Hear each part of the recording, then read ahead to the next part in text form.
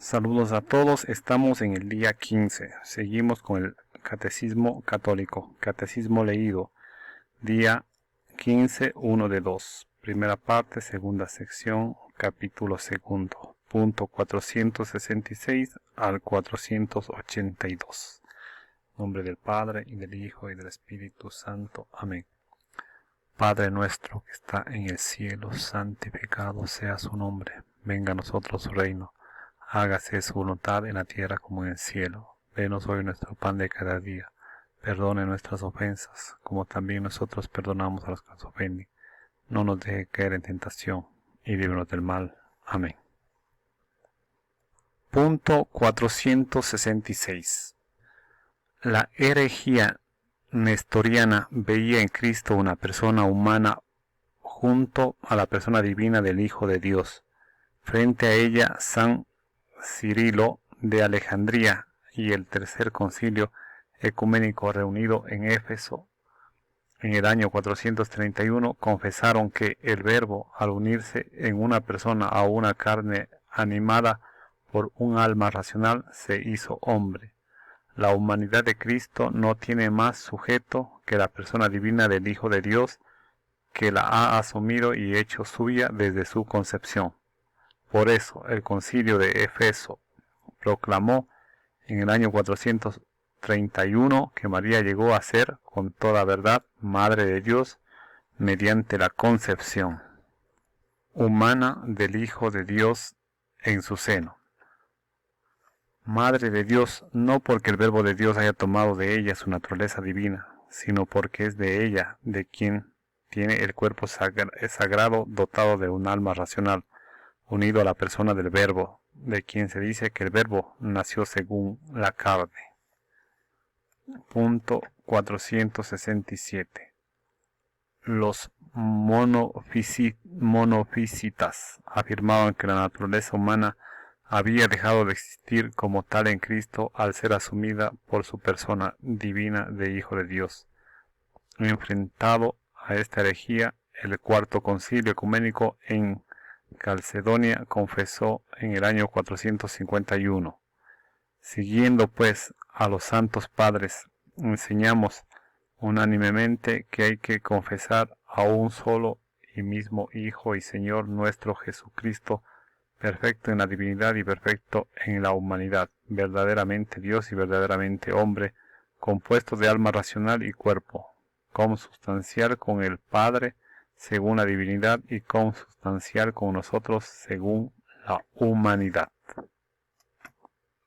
En todo semejante a nosotros excepto en el pecado, nacido del Padre antes de todos los siglos según la divinidad, y por nosotros y por nuestra salvación ha nacido en los últimos tiempos de la Virgen María, la Madre de Dios, según la humanidad. Se ha de reconocer a un solo y mismo Cristo, Señor, Hijo único, en dos naturalezas, sin confusión, sin cambio, sin división, sin separación. La diferencia de naturalezas de ningún modo queda suprimida por su unión, sino que quedan a salvo las propiedades de cada una de las naturalezas y confluyen en un solo sujeto y en una sola persona. Punto 468. Después del concilio de Calcedonia, algunos concibieron la naturaleza humana de Cristo como una especie de sujeto personal. Contra estos, el quinto concilio ecuménico en Constantinopla, el año 553, confesó a propósito de Cristo: no hay más que una sola hipóstasis o persona, que es nuestro Señor Jesucristo, uno de la Trinidad. Por tanto, todo en la humanidad de Cristo debe ser atribuido a su persona divina como a su propio sujeto, no solamente los milagros, sino también los sufrimientos y la misma muerte, el que ha sido crucificado en la carne. Nuestro Señor Jesucristo es verdadero Dios, Señor de la gloria y uno de la Santísima Trinidad. Punto 469. La Iglesia confiesa así que Jesús es inseparablemente verdadero Dios y verdadero hombre, Él es verdaderamente el Hijo de Dios que se ha hecho hombre, nuestro hermano, y eso sin dejar de ser Dios, nuestro Señor. Sin dejar de ser lo que era, ha asumido lo que no era. Y la liturgia de San Juan Crisóstomo proclama y canta: oh Hijo unigénito y Verbo de Dios, tú eres inmortal, te dignaste para salvarnos tomar carne de la Santa Madre de Dios y siempre Virgen María. Tú, Cristo, Dios, sin sufrir cambio, te hiciste hombre y en la cruz, con tu muerte, venciste la muerte. Tú, uno de de la Santísima Trinidad, glorificado con el Padre y el Espíritu Santo, sálvanos. 4. ¿Cómo es hombre el Hijo de Dios? Punto 470. Puesto que en la unión misteriosa de la encarnación la naturaleza humana ha sido asumida, no absorbida, la Iglesia ha llegado a confesar con el correr de los siglos la plena realidad del alma humana, con sus operaciones de inteligencia y de voluntad, y del cuerpo humano de Cristo, pero paralelamente ha tenido que recordar en cada ocasión que la naturaleza humana de Cristo permanece propiamente a la persona divina del Hijo de Dios que la ha asumido.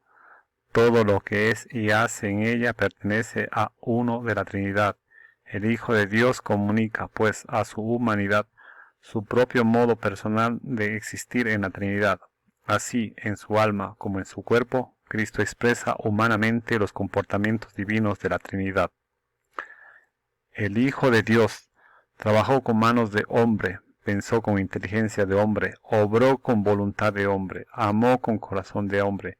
Nacido de la Virgen María, se hizo verdaderamente uno de nosotros, en todo semejante a nosotros, excepto en el pecado. El alma y el conocimiento humano de Cristo. Punto 471. Apolinar de la Odisea afirmaba que Cristo, el Verbo, había sustituido al alma o al espíritu. Contra este error, la Iglesia confesó que el Hijo Eterno asumió también un alma racional humana. Punto 472. Esta alma humana que el Hijo de Dios asumió está dotada de un verdadero conocimiento humano. Como tal, este no podía ser de por sí ilimitado, se desenvolvía en las condiciones históricas de su existencia en el espacio y en el tiempo. Por eso el Hijo de Dios, al hacerse hombre, quiso progresar en sabiduría, en estatura y en gracia, e igualmente adquirir aquello que en la condición humana se adquiere de manera experimental. Eso correspondía a la realidad de su anonadamiento voluntario en la condición de esclavo. Punto 473. Pero al mismo tiempo este conocimiento verdaderamente humano del Hijo de Dios expresaba la vida divina de su persona, la naturaleza humana del Hijo de Dios, no por ella misma, sino por una unión con el Verbo, conocía y manifestaba en ella todo lo que conviene a Dios. Esto sucede ante todo en lo que se refiere al conocimiento íntimo e inmediato que el Hijo de Dios hecho hombre tiene de su Padre. El Hijo, en su conocimiento humano, mostraba también la penetración divina que tenía de los pensamientos secretos del corazón del hombre. Punto 474. Debido a su unión en la sabiduría divina de la persona del Verbo encarnado, el conocimiento humano de Cristo gozaba en plenitud de la ciencia de los designios eternos que había venido a revelar. Lo que reconoce ignorar en este campo, declara en otro lugar no tener misión de revelarlo. La voluntad humana de Cristo. Punto 475. De manera paralela, la Iglesia confesó en el Sexto Concilio Ecuménico que Cristo posee dos voluntades y dos operaciones naturales, divinas y humanas. no opuestas, sino cooperantes, de forma que el Verbo hecho carne, en su obediencia al Padre, ha querido humanamente todo lo que ha decidido divinamente con el Padre y el Espíritu Santo para nuestra salvación. La voluntad humana de Cristo sigue a su voluntad divina sin hacerle resistencia ni oposición, sino todo lo contrario, estando subordinada a esta voluntad omnipotente. El verdadero cuerpo de Cristo. Punto 476. Como el Verbo se hizo carne, asumiendo una verdadera humanidad, el cuerpo de Cristo era limitado. Por eso se puede pintar la faz humana de Jesús. En el séptimo concilio ecuménico, la Iglesia reconoció que es legítima su representación en imágenes sagradas. Punto 477. Al mismo tiempo, la Iglesia siempre ha admitido que en el cuerpo de Jesús Dios, que era invisible en su naturaleza, se hace visible. En efecto, las particularidades individuales del cuerpo de Cristo expresan la persona divina del Hijo de Dios. Él ha hecho suyos los rasgos de su propio cuerpo humano hasta el punto de que, pintados en una imagen sagrada, pueden ser venerados porque el creyente que venera su imagen venera a la persona representada en ella. El corazón del Verbo encarnado. Punto 478. Jesús durante su vida, su agonía y su pasión nos ha conocido y amado a todos y a cada uno de nosotros y se ha entregado por cada uno de nosotros. El Hijo de Dios me amó y se entregó a sí mismo por mí. Nos ha amado a todos con un corazón humano. Por esta razón el Sagrado Corazón de Jesús, traspasado por nuestros pecados y para nuestra salvación, es considerado como el principal indicador y símbolo del amor con que el Divino Redentor ama continuamente al Eterno Padre y a todos los hombres. Resumen. Punto 479. En el momento establecido por Dios, el Hijo único del Padre, la palabra eterna, es decir, el Verbo e imagen substancial del Padre, se hizo carne sin perder la naturaleza divina, asumió la naturaleza humana. Punto 480. Jesucristo es verdadero Dios y verdadero hombre en la unidad de su persona divina. Por esta razón, Él es el único mediador entre Dios y los hombres. Punto 481.